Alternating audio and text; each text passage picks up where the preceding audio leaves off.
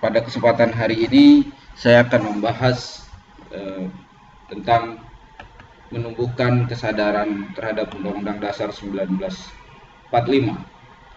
Ya, dalam materi kali ini kita akan membahas materi kelas 8 ya, mengenai di bab 2 di kelas 8 mengenai kedudukan dan makna pembukaan Undang-Undang Dasar Negara Kesatuan Republik Indonesia tahun 1945. Apa yang mau kita bahas? Yang akan kita bahas adalah kedudukan. Pada hakikatnya pembukaan Undang-Undang Dasar 1945 itu menjadi sebuah pokok kaidah negara yang fundamental, yang artinya mempunyai hak dan kedudukan hukum tetap.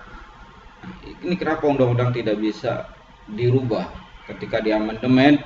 Nah, undang-undang tidak bisa dirubah ketika diamandemen karena undang-undang itu memiliki kedudukan hukum yang tetap, maka secara hukum tidak dapat diubah.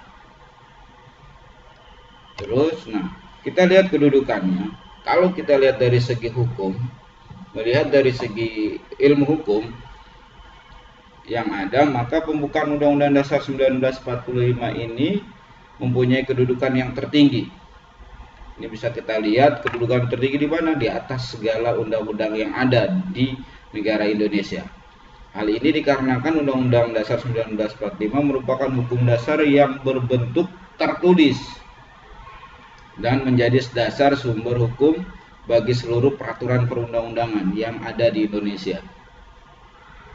Lalu, ini Undang-Undang Dasar 1945 atau pembukaan Undang-Undang Dasar 1945 inilah yang menjadi state fundamental atau dasarnya.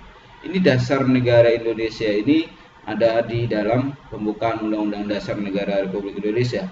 Nah, yang dapat maknanya atau pokok-pokok kaidahnya dapat kita baca dari setiap alinea yang ada. Nah, ketika kita membahas tentang alinea yang ada, kita simak di alinea. Pembukaan Undang-Undang Dasar Negara 1945 merupakan pokok dari tujuan kaidah negara. Kaidah negara yang bersifat fundamental. Artinya, inilah dasar negara, dasar di mana negara Indonesia dibangun, di mana memuat apa isinya. Di dalam pembukaan Undang-Undang Dasar 1945 itu memuat prinsip negara seperti bentuk negara, dasar negara, tujuan negara itu sendiri. Hal tersebut tergambar dalam setiap alinea pembukaan Undang-Undang Dasar yang memiliki makna berkaitan dengan kemerdekaan maupun usaha setelah kemerdekaan. Artinya, Undang-Undang Dasar itu mencakup sejarah, pada dasarnya proses bagaimana bangsa Indonesia bisa merdeka dan bagaimana proses setelah bangsa Indonesia merdeka. Itu yang dicatat dalam undang-undang. Selanjutnya, pada alinea pertama, ini bisa kita simak dalam alinea pertama ini bahwa sesungguhnya kemerdekaan itu ialah hak segala bangsa. Dan oleh sebab itu, maka penjajahan di atas dunia harus dihapuskan karena tidak sesuai dengan pri kemanusiaan dan pri keadilan. Ini maksudnya apa? Hal ini bermakna bahwa Indonesia dan dunia harus menghapus dan melawan penjajahan yang ada di dunia.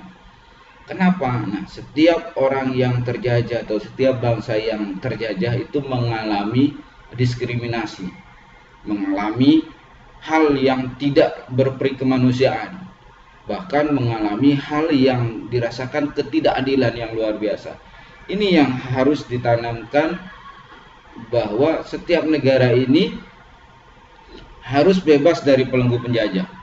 Yang kedua, makna yang kita kedua dalam undang-undang kita Dasar 1945 ini pada alinea kedua, dan perjuangan pergerakan kemerdekaan Indonesia telah sampailah kepada saat yang berbahagia dengan selamat sentosa mengantarkan rakyat Indonesia ke depan pintu gerbang kemerdekaan yang merdeka, bersatu, berdaulat, adil dan makmur. Kita simak pada dasarnya para pendiri negara atau founding father kita dalam proses mengantarkan bangsa ini menuju kemerdekaan itu butuh perjuangan yang sangat luar biasa. Pada alinea kedua ini kita adalah isi atau makna tersiratnya adalah proses bagaimana bangsa Indonesia lepas dari belenggu penjajah, telah sampai kepada saat yang berbahagia, sampai ketemu sampai kepada saat yang berbahagia. Dan pada dasarnya para pendiri bangsa ini hanya mengantarkan kita sampai pintu gerbang kemerdekaan. Nah, selanjutnya untuk apa? Untuk menjadi negara yang merdeka, bersatu, berdaulat, adil dan makmur. Nah, ini dapat kita simak dalam hal alinea ini, bermakna untuk menunjukkan kebanggaan kepada generasi selanjutnya, bahwa penghargaan atas perjuangan kemerdekaan Indonesia diraih dengan hasil kerja keras, bukan pada kerja keras para pejuang yang rela mengorbankan harta, jiwa dan nyawanya, bukan hasil pemberian dari orang lain atau bergantung dari orang lain. Ini perjuangan kemerdekaan bangsa Indonesia itu hasil dari sebuah proses perjuangan, hasil sebuah proses di mana bangsa Indonesia itu melepaskan diri dari penjajahan. Di alinea ketiga, di sini di alinea ketiga ada makna atas berkat rahmat, maka kekuasaan dan dengan didorongkan oleh keinginan luhur supaya berkehidupan kebangsaan yang bebas, maka rakyat Indonesia menyatakan dengan ini kemerdekaannya. Maksudnya apa? Bahwa hal ini bermakna bahwa kemerdekaan Indonesia juga didapat atas bantuan Tuhan Yang Maha Esa dan juga keinginan luhur bangsa untuk kehidupan yang bebas. Nah, makna inilah yang terkandung bahwa setiap proses perjuangan, setiap proses yang akan dilakukan tidak lepas dari campur tangan Tuhan Yang Maha Esa. Nah, dalam alinea keempat, pada alinea keempat ini, alinea terakhir atau keempat, kita bisa simak bahwa kemudian daripada itu membentuk suatu pemerintahan negara Indonesia yang melindungi segenap bangsa Indonesia dan seluruh tumpah darah Indonesia, dan untuk memajukan kesetaraan umum, mencerdaskan kehidupan bangsa, dan ikut melaksanakan ketertiban dunia yang berdasarkan kemerdekaan, perdamaian abadi, dan keadilan sosial. Maka disusunlah kemerdekaan kebangsaan Indonesia itu dalam suatu undang-undang dasar negara Indonesia yang terbentuk dalam susunan negara Republik Indonesia yang berkedaulatan rakyat, berkedaulatan rakyat dengan berdasarkan ketuhanan, kemanusiaan yang adil dan beradab, persatuan Indonesia, dan kerakyatan yang dipimpin oleh hikmat kebijaksanaan dalam permusyawaratan perwakilan, serta dengan mewujudkan keadilan sosial bagi seluruh rakyat Indonesia.